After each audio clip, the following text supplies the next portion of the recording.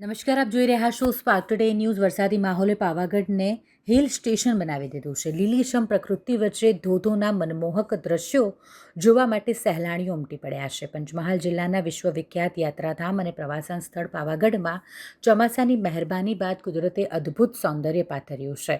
સતત વરસાદને કારણે સમગ્ર પાવાગઢ ડુંગર જાણે લીલીછમ ચાદર ઓઢી હોય તેવો આહલાદક નજારો સર્જાયો છે. વરસાદી વાતાવરણ વચ્ચે ડુંગર પર આવેલા તમામ ધોધો સક્રિય થતાં સમગ્ર વિસ્તારનું સૌંદર્ય અનેક ગણું વધી ગયું છે. વરસાદ બાદ સર્જાયેલા આ રમણીય દ્રશ્યો નિહાળવા રાજ્યના વિવિધ જિલ્લાઓમાંથી મોટી સંખ્યામાં સહેલાણીઓ પાવાગઢ પહોંચી રહ્યા છે. ધોધમાંથી વહેતું સ્વચ્છ પાણી, હરિયાળીથી છવાયેલા ડુંગરો અને ધુમ્મસથી ઘેરાયેલું વાતાવરણ પ્રવાસીઓને હિલ સ્ટેશન જેવી અનુભૂતિ કરાવી રહ્યું છે.